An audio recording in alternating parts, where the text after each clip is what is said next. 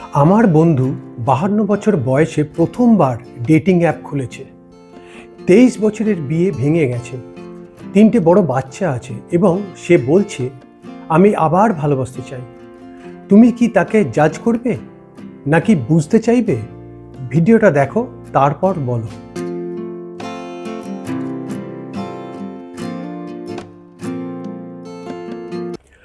তোমরা কি জানো 52 বছর বয়সে প্রথমবার কাউকে ডেট করতে যাওয়া কেমন লাগে? আমার এক বন্ধু আছে, 23 বছরের বিয়ের পরে ডিভোর্স হয়েছে, 3টে বাচ্চা, সংসার ভেঙে গেছে, আর এখন সে আবার ডেট করছে। আমি যখন প্রথম শুনলাম আমার মাথায় একটাই প্রশ্ন ঘুরছিল, সে কি পাগল হয়ে গেছে?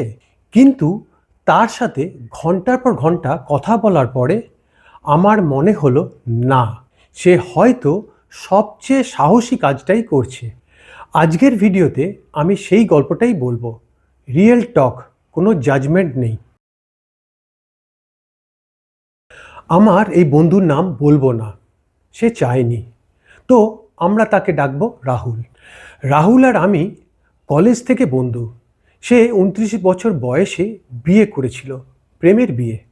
প্রথম কয়েক বছর ভালোই ছিল, তারপরে ধীরে ধীরে দূরত্ব তৈরি হলো। দুজন দুই দিকেই চলে গেল, কথা কমে গেল, ঝগড়া বাড়লো, আর 50 বছর বয়সে এসে ডিভোর্স। আমরা যারা বাইরে থেকে দেখলাম আমাদের মনে হয়েছিল এটি কি আদৌ সম্ভব, এত বছরের সংসার? কিন্তু রাহুল বলল, দোস্ত, সংসার টিকিয়ে রাখা মানেই ভালো থাকা না। সেটা শুনে আমি চুপ হয়ে গেলাম, কারণ এই কথাটা অনেক গভীর। ডিভোর্সের পরের 6 মাস রাহুল বলল সেটা ছিল জীবনের সবচেয়ে কঠিন সময়। সে একা ফ্ল্যাটে থাকতো, রাতে ঘুম হতো না, সকালে উঠে চা বানাতো 2 কাপ, তারপরে মনে পড়তো দ্বিতীয় কাপটা এখন আর দরকার নেই। বাচ্চারা মায়ের কাছে থাকতো বেশিরভাগ সময়, সপ্তাহের শেষে দেখা হতো। বন্ধুরা তারা যে যার সংসারে ব্যস্ত, ফোন করলে কথা হয় কিন্তু সেই আসল কথাটা কেউ বলতে পারতো না। একটা পর্যায়ে রাহুল বলল, আমি ভুলেই গিয়েছিলাম আমি যে একটা মানুষ, শুধু বাবা ছিলাম, স্বামী ছিলাম, কিন্তু রাহুল কে সেটা হারিয়ে ফেলেছিলাম। এই কথাটা বলছি তোমাদের, আমার বুকে লেগেছে। তারপর একদিন রাহুল আমাকে ফোন করলো, বলল আমি একটা ডেটিং অ্যাপ ডাউনলোড করেছি। আমি প্রথমে হাসলাম, ভাবলাম মজা করছে, কিন্তু সে বলল, না রে, সিরিয়াসলি বলছি। আমি জিজ্ঞেস করলাম, কেন, কি মনে করে?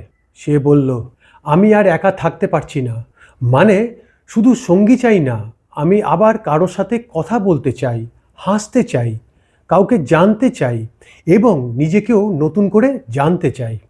এটা শুনে আমার হাসি বন্ধ হয়ে গেল, কারণ এই কারণগুলো, এগুলো তো একদম সঠিক কারণ।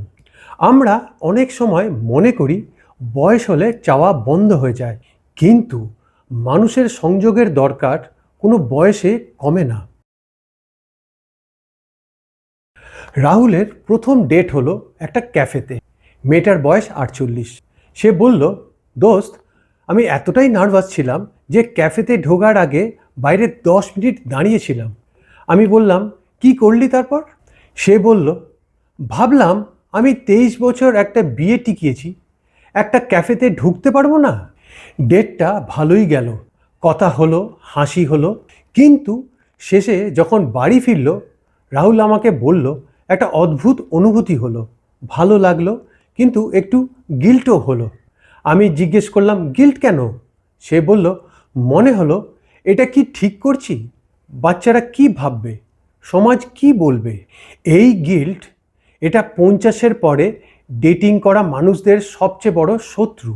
কিন্তু আমি তাকে বললাম, রাহুল, তুই কি একটা অপরাধ করেছিস? না, তুই শুধু একজন মানুষের সাথে কফি খেয়েছিস। তোমরা জানো আমাদের সমাজে একটা অলিখিত নিয়ম আছে, বিয়ে ভাঙলে মেনে নাও, একা থাকো, সন্তানদের জন্য বাঁচো।